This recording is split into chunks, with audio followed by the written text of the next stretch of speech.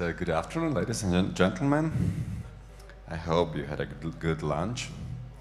So it is my pleasure to introduce the next speaker, Todd Weaver from the US. So the question is that why did we decide to invite him to this conference? The thing is that, as you can see, there are a lot of privacy extremists here. People with a mask, this crappy mask. And all these people, or almost all these people, they're the happy, lucky customers of Puris company. Because they bought a very unique piece of hardware, which is called Puris Libre. Even me, I bought this hardware like maybe 1 year ago, and I was so surprised that it's still possible to build like really super secure hardware. Like, for example, this hardware has a physical switch, so we can easily switch off Bluetooth, Wi-Fi, microphone, camera. And also, it consists of multiple open hardware components. Instead of BIOS, it uses core boot. So it has a lot of great features, and I think Todd will tell you much more about this cool project and cool hardware. Welcome, Todd. Thank you.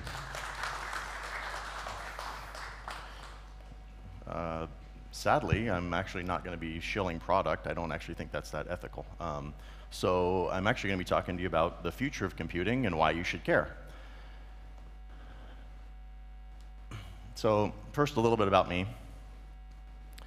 I'd like to share with you 6 statements, and you get to decide which ones are true and which ones are false.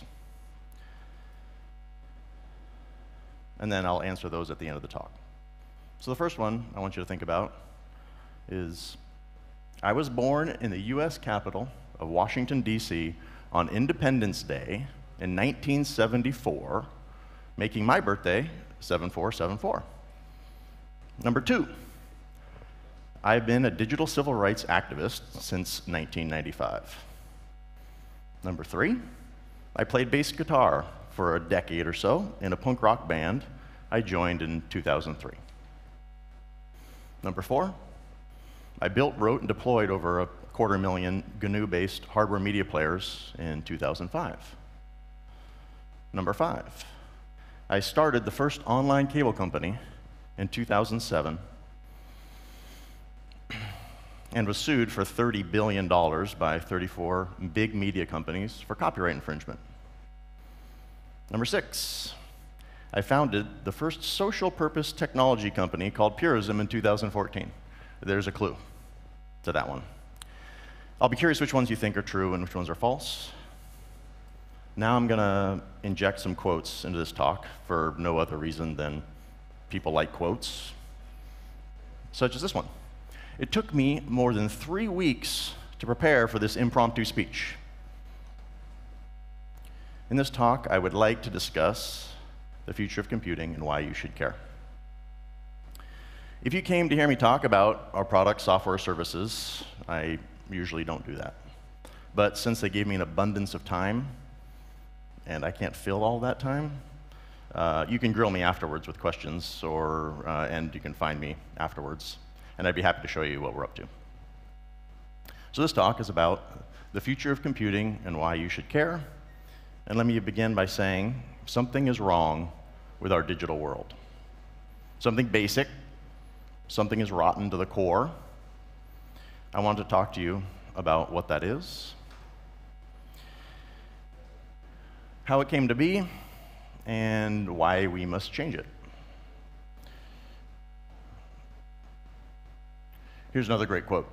A person who won't care has no advantage over one who doesn't care. This talk comes in 3 parts. Part 1 is history. Part 2 is the present. And part 3 is the future.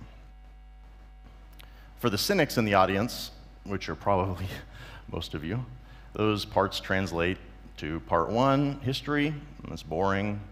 Part 2, the present, and that's totally lame.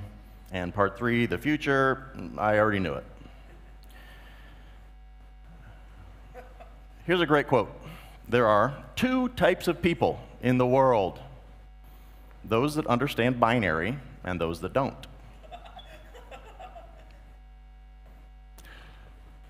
Part 1, history. The history of the mistreatment of our digital civil rights. Big tech companies that abuse people, like Apple, Google, Facebook, Microsoft, to name a few, are based in the US. Therefore, I will describe to you the history from that legal framework. It's the one that brought you the exploitation of humanity, so I'm going to talk about it from that perspective. Some things you need to understand. The first is that governments, like them or not, write the rules of the game that society plays. The second, there are always rules, and right now, governments influenced by big tech are writing those rules. Third, if you are somebody who wants no rules whatsoever, you will quickly realize that rules will be written that govern you without your involvement. So my sage advice to you is write the rules. Let's write the rules that we want to see in an ethical society that respects freedoms and liberties. What do you call the dumbest person who passes the bar exam? A lawyer. Nearly everybody discussing the vacuous big tech, Apple, Facebook, Google, Microsoft, and all tech corps, abuse our digital civil rights. But everybody is missing the larger and more menacing issue. It's because it's at the core of their business. It's backed by governmental laws. It will not get better unless one of 3 things happen. 1, government regulation that is ethical for society. Business models change to something ethical for society. Or people switch to something ethical for society that is not then regulated out of existence. I recommend not trying to avoid government by scurrying from one dark corner to the other, because in many countries we have an opportunity to come out of the dark corners and write the rules. Big tech, Apple, Facebook, Google, Microsoft, right, are just a few of the litany of tech corporations whose business model exploits humanity for their profit. They all suffer from a systemic toxin that discourages personal freedoms and removes any digital civil rights we as society demand. The marketing efforts from big tech will continue to push the agenda of privacy protection because they all fear the day they will be found to be just as guilty as the Facebook Cambridge Analytica debacle. It is only a matter of time before it happens, and these big tech corporations are already starting the marketing to try to differentiate themselves from it. But marketing alone will not remove the poison within their business model that is the mistreatment of society. Now, a minor disclaimer, and this minor plug, because you may be asking, but you're a company. Actually, no, we're a social purpose corporation. And that's just not a series of buzzwords. That's actually a legal registration of a business that carries with it significant importance.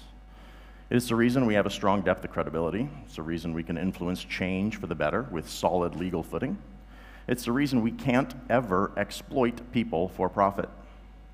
It's the reason we are unlike all big tech, who are formed to strip your digital civil rights in the name of maximizing shareholder value. There was a recent article in Inc. magazine about us, and it said, Purism is what is called a social purpose corporation, which allows a business to prioritize social objectives over fiduciary duties. So I'm just going to elaborate on that point. All corporations, like Apple, Facebook, Microsoft, Google, and all tech giants, have a single goal: maximize shareholder value. That's it. That's the only goal. But it's actually not just a goal. Under eBay versus Newman, a lawsuit setting legal precedent stating the law makes it literally malfeasance for a corporation not to do everything it legally can to maximize its profits. So you can imagine, given the choice of making $1 by exploiting people or opting to treat people ethically, the corporation must exploit people for the dollar. Or the board of directors and the executives could face a lawsuit from any shareholder that claims they did not maximize the value of their shares. The regulations at the foundation of big tech are forcing the exploitation of our digital civil rights. Quoting from Chancellor William B. Chandler III, who sums up the problem perfectly in his Delaware court opinion when eBay sued Craigslist for not maximizing its shares. He said, "Having chosen a for-profit corporate form, the directors are bound by the fiduciary duties to promote the value of the corporation for the benefit of its stockholders."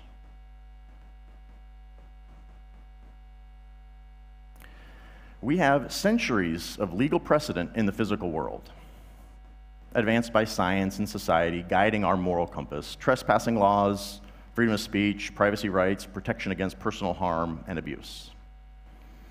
We have no digital civil rights. Big tech trespasses on your data. Big tech restricts speech. Big tech obliterates privacy entirely. Big tech exploits people, causes harm, and inflicts abuse on our society. If somebody approached your bedroom window from outside, put a camera up, and started recording, you would immediately call the authorities, report the numerous laws broken, the case would be opened, arrests could be made, charges could be pressed, trials could ensue, criminals could go to jail. Or, depending on where you live, you may have just brought out a shotgun in the beginning. But in the digital world, none of that exists. You are forced to leak far more details than a camera in your bedroom window would share.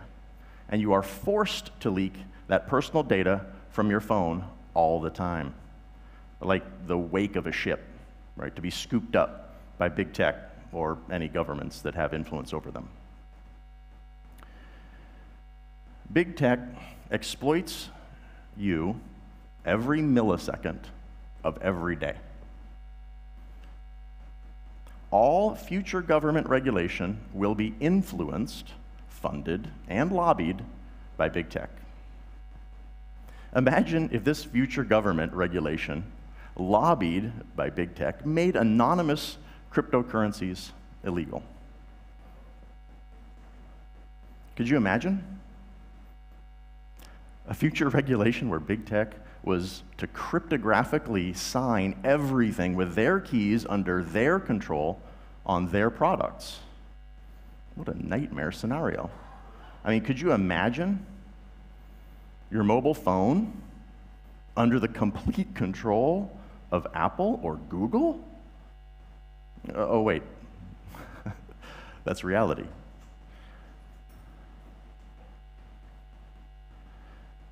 I wish there was a social purpose company building a convenient, ethical phone to compete against big tech. You know, one that wasn't Android or iOS. You know, a phone that used secure hardware combined with freedom-respecting software, including services that defended our liberties. I'm trying to think of what social purpose company that could be. This is where I insert a subliminal message.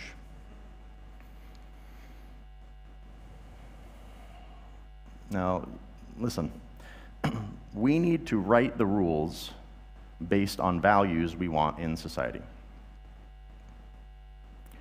AI algorithms from big tech have one input variable: maximize shareholder value. And that translates directly into gather everything on all of society. keep people digitally captive, maximize exposure time, polarize opinion to elicit more profit. That is not what AI should be taught.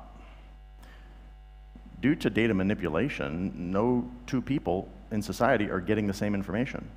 It is impossible to have a sane debate about any polarizing topic because we aren't starting with a foundation of shared knowledge. Get your facts first, and then you can distort them as much as you please.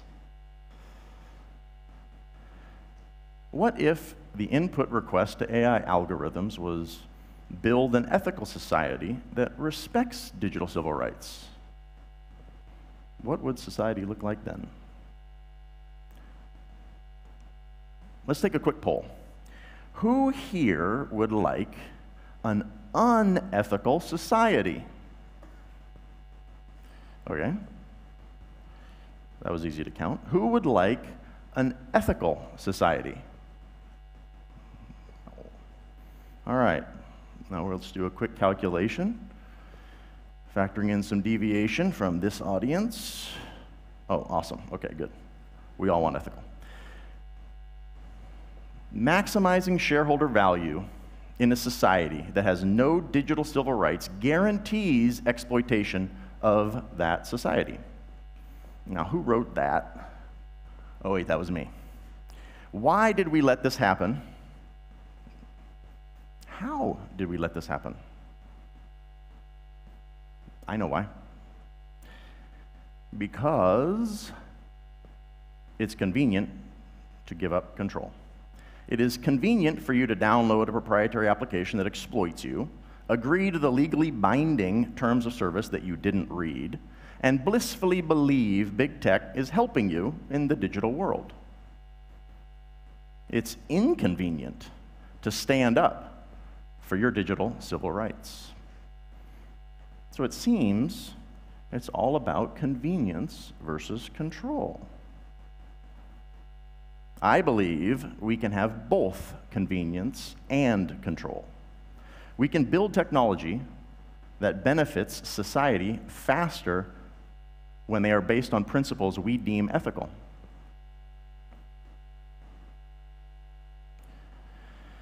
Society's technology genius is not lagging behind. Our moral genius is. I wish there was a social purpose company building convenient ethical products that compete against big tech. Insert subliminal message here.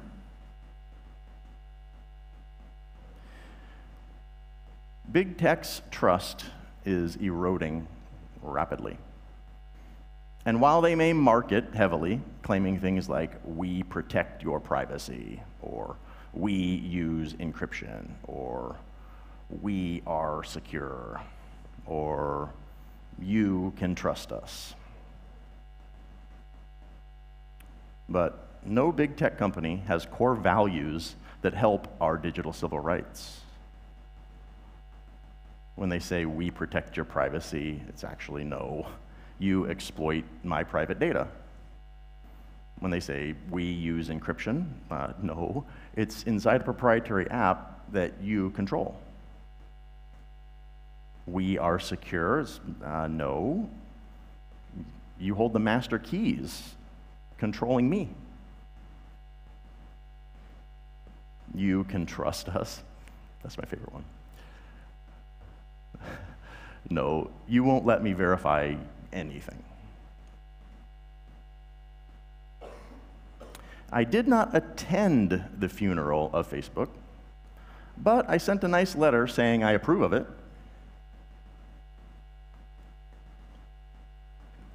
Part 2, the present. You'll be happy to know these other parts are not as long as that first part. Currently, big tech is maximizing shareholder value without values. The products, software, and services offered by big tech will continue to mistreat people unless we can establish what digital civil rights are and change society for the better. Then, we advocate, regulate, and build products that adhere to those digital civil rights. It is curious that physical courage should be so common in the world and moral courage so rare. I believe there are 5 fundamental digital civil rights. The right to change providers, the right to protect personal data, the right to verify, the right to be forgotten, and the right to access. These are what I call the purest principles. Number 1, the right to change providers. If a person wants to change a service provider, they can easily move to another. Right? It's just basically decentralized services. Number 2, the right to protect personal data. A person owns and controls their own master keys to encrypt all data and communication. Nobody else. That's user-controlled encryption. The right to verify. Society has the freedom to inspect the source code of all software used and can run it as they wish for any purpose. That's Free Software Foundation's software freedom. The right to be forgotten. A service provider only stores the minimal personal data necessary to provide the service. Once the data is no longer required, it is deleted. That's what I call the minimal data retention. A right to access. A person must not be discriminated against, nor forced to agree to any terms and conditions before accessing a service. That's what I call personal liberty. If we can do these things, we can change the future of computing for the better. Part 3, the future. As technology gets closer and closer to our brain, the moral issues of digital civil rights become clearer and clearer. It started with computers, then it moved on to phones.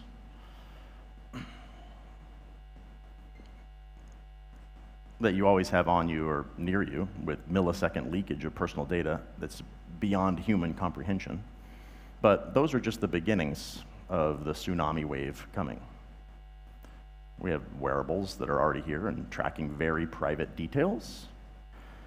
IoT devices are everywhere. And I have to stop and let everybody remind everybody that the S in IoT is for security. And finally, there's surgically implanted. So a question for you. What big tech company would you purchase your future brain implant from? This is coming. So just a quick poll. Who would like a big tech-controlled brain? Just wanted to confirm. Okay. And what about you control your own brain? Let's do a quick calculation. Yeah, that's everybody. Knowing the severity of your technical decisions and your understanding of this importance of ethical technology, it's a wonder why unethical big tech is still big. Let's all advocate, regulate, and release products, software, and services that ensure digital civil rights that are ethical for society. If we do that, we can advance technology that is rooted in ethical values. And rather than fear what may be coming from big tech, we will welcome our own advancements with open arms and open minds from our ethical, socially responsible technology organizations. I believe we can change the future of computing for the better. Oh, and to answer those 6 statements from the beginning as either true or false. Number 1, I was born in the US Capitol, Washington, D.C. on Independence Day in 1974, making my birthday 7474. That is true. Which also tells you how old I am. I have been a digital civil rights activist since 1995. It's true. I played bass guitar for a decade in a punk rock band I joined in 2003. It's also true.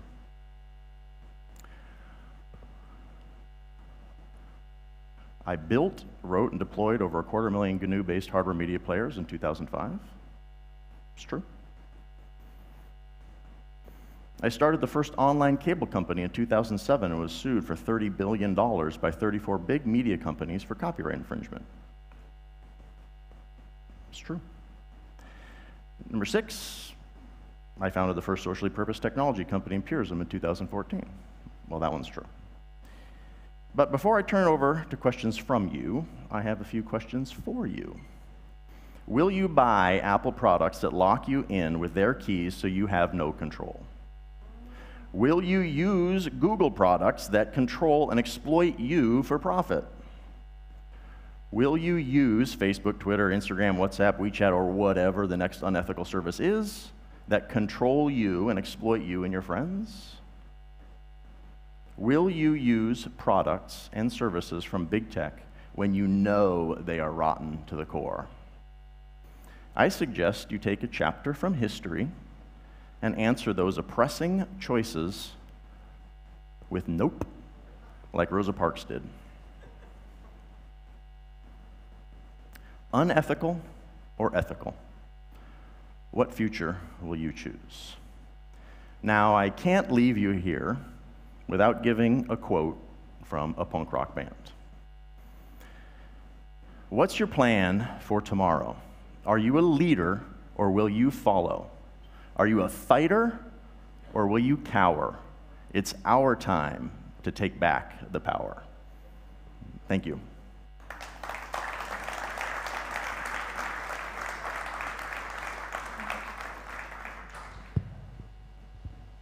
Thanks a lot for your presentation. I think there will be a lot of questions, so raise your hand and ask. Okay, the first one. To the processor architecture your company is offering, have you ever thought about using, for example, some exotic CPU architecture, which is maybe not open source, but you don't get hacked by NSA, but instead of Russians, like Elbrus processors, which are pretty capable, but they are not far and common, so? Yeah, so the question is basically what are the CPU choices that are there and what are we looking to do? So in our laptops we use Intel, but it has a management engine. What we do is we disable the management engine and make sure that it's not running. So we get very, very, very farther than anybody else with regard to freedoms about laptops.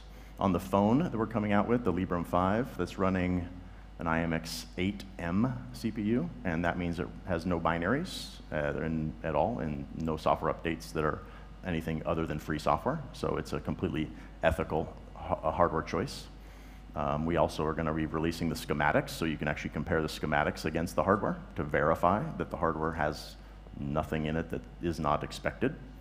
But you're probably bringing up things like RISC-V and the future CPU architectures, and they're just not yet prime time.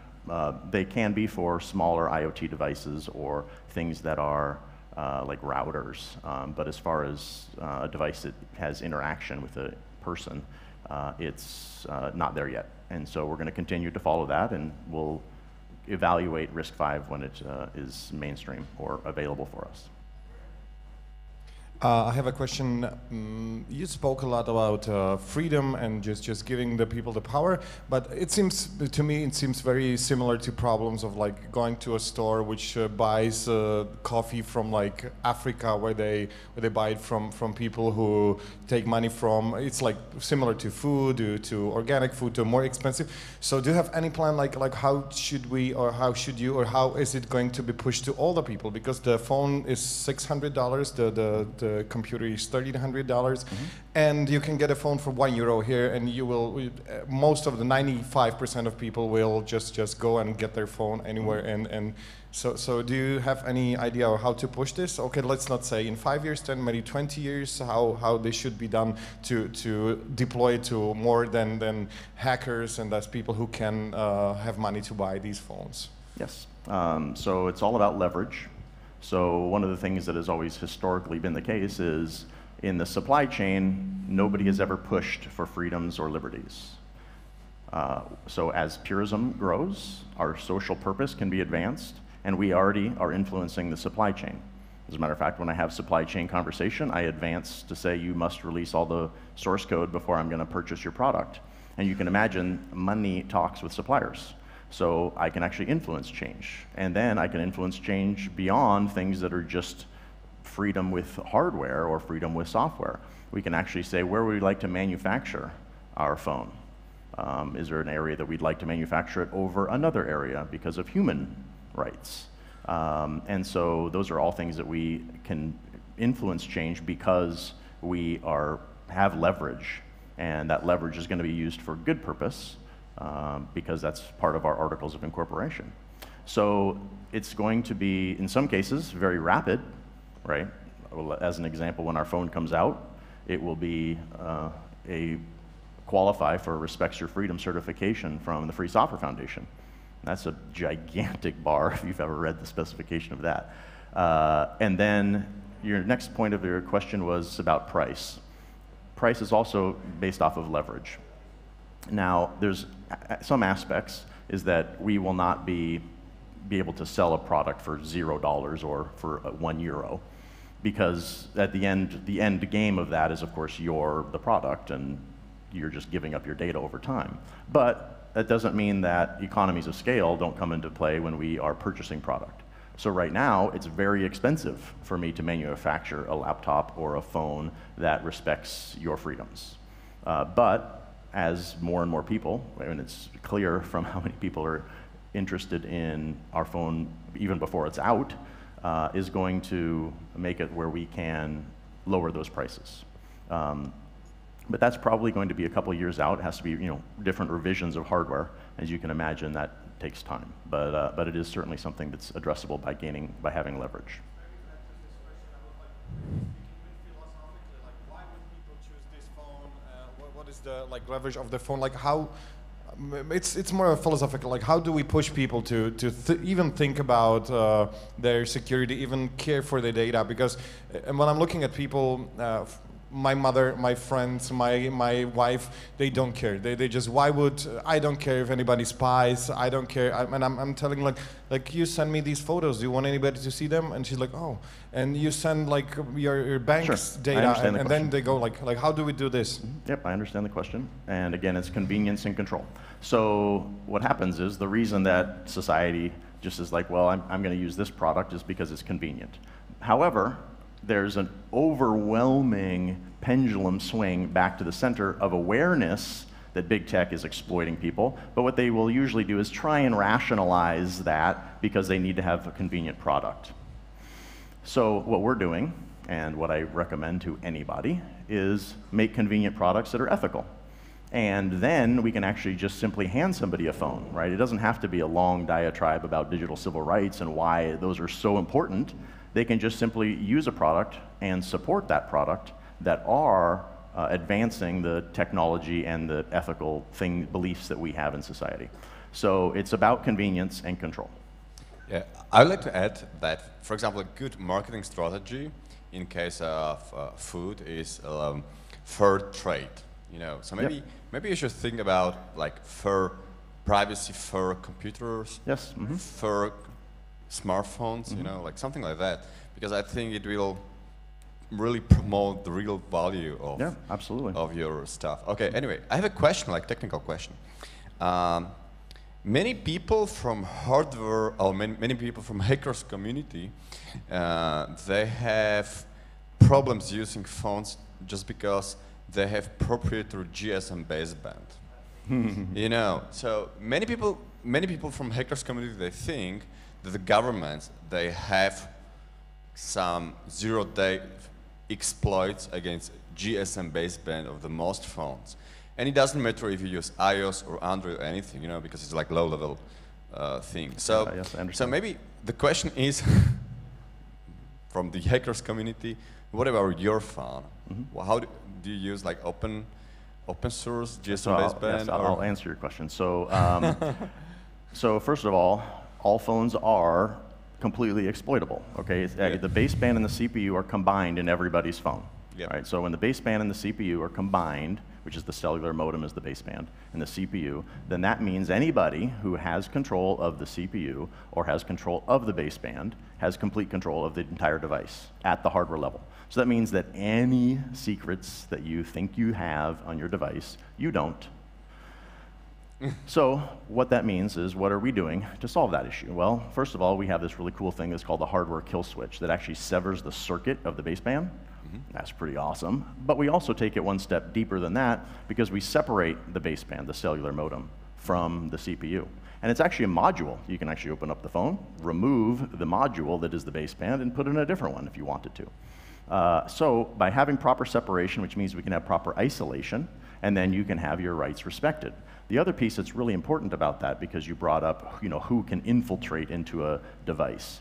Well, of course, all ISPs can infiltrate into a device on current phones. On our phone, they're a dumb pipe, and they're used over the dumb pipe connection to the CPU, which means they're providing you data or audio service for your phone. They have no additional access. The software update is actually, if you want to do a software update, then you are pulling in the software. It's not being forced upon you. So that's where CPU and baseband separation is really important from a rights perspective. Now, it wasn't some malicious intent originally, it's actually just economies of scale. It costs less to fabricate a single tin can that has a CPU and baseband in it. So it costs us more to separate them, but that's the ethical approach to make it where service providers are only dumb pipes, and that's exactly what they should be. Okay, and another question, many privacy-aware people, they use like Black Phone, you know, the project Black Phone. So if you can summarize the competitive advantage of Purist phone compared to Black Phone, what are these advantages? Okay, these ones, you have just mentioned probably one. I think I just mentioned almost all of them. So the fact Okay. that we release a schematic, the fact that all the hardware is available to evaluate, the fact that all of the software is free software, so the source code's available. We utilize reproducible builds, so you can actually confirm that the source code is actually the proper source code. We have hardware kill switches. We separate the baseband from the CPU. We use a CPU that doesn't require any firmware blobs. We have everything that we have that's software updatable is free software, so the source code's available. I mean, I could go on, but that's plenty, I think. Okay, Yeah. thank you a lot, thank you a lot. Thank you a lot for a comprehensive answer. Yeah. Questions?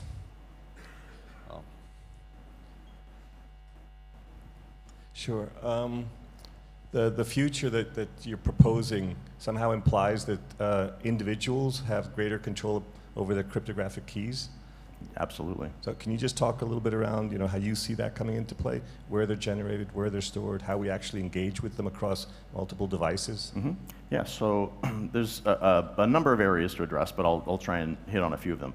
So the first thing is, if users control their own identity, which means the devices that they have, which you can then carry that forward to a brain implant, right, is that you need to control the keys. And where that's stored needs to be something that you also control, meaning a hardware secure token, right? So if you want to generate a key and load it into a hardware secure token that you control, then you can also make backups of it on devices you control, which can actually just simply be a USB drive you put in a safe. So making sure that you have hardware tokens that are completely, the hardware itself is released under free hardware licenses, and then the software itself is also released under free software licenses, which means then third parties can verify that that device is not compromised by anybody else. So hardware secure tokens are great, but they have to be done with the full stack, right? If you're just buying a hardware secure token and trusting the entity who's shipping it to you and they don't adhere to those values, then you just really didn't solve anything. You just sort of naively believed you were being protected. So where things need to be stored, there are a lot of effort to be put into sharding, which is just an awesome word. So to separate out your private key in backup across different ways, but then there's a number of options that are coming out. In the end result is that you need to have the hardware that's secured, where it's also available for verification, and the software that's secured and is available for verification. Yeah, my question is about the hardware. So let's say that here. Oh, yeah, so excellent. let's say that I'm worried about hardware backdoors. So I buy your phone. Mm-hmm. When I get your phone, how do I verify that the hardware is doing what it's supposed to do? Yeah, excellent question. So a few things. Right now we actually have what's called anti-interdiction support, which actually means we will take a high-resolution photo of the device, the motherboard of the device, and then ship you, actually we have what's called a Librem key, which is a hardware secure token, and we can actually generate on the secure key signature, and we can insert it in the device, laptop or phone, and then cryptographically sign onto that key the state of that device. And then we ship you the key. And then we ship you the device separately. And you actually get it and you plug it in, and if a little green light blinks, you know that it has not been tampered with. And this is actually something you can carry with you forward into other things, meaning you can take your laptop, and if you left it over here next to this sketchy sound guy, he may tamper with it. And what you can do then is you can bring it back and you can plug in your Librem key, and you can see, does it blink green? Then you know it has not been tampered with, any single bit, and you want to measure as deep as you can. So there's ways in which to remove what would be interdiction by cryptographic signatures confirming the hardware. And that means that any modification to the hardware would actually be triggered as a tamper. Okay, thank you. We have another question. Hi, can you say a little bit more about your hardware choice for the Librem key and your opinion on the smart card hardware landscape in general? Yeah, so anything we do with hardware, we advance toward schematic release and then having it where you can confirm that with the hardware that's actually produced. We also are controlling the fabrication lines. So if we fabricate at a Dongguan, China, then we are there on premise to confirm that the run is exactly as we designed, and then we ship it to currently either South San Francisco or Carlsbad, California, and we verify all of those. The other thing is on the phone, we actually, like our dev kits that are shipping, like in a few weeks, those were completely fabricated in Carlsbad, California. So the same with the Nitro key-based Librem key. So what we did is we partnered with Nitro Key, and then modified their firmware. That's, of course, also free software, so it's released. And then also modified the hardware to have a little blinking LED if it's green or red, since people like convenience, and those are great colors.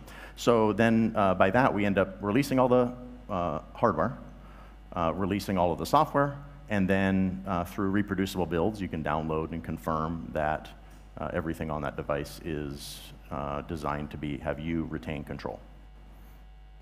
Thank you. Any questions?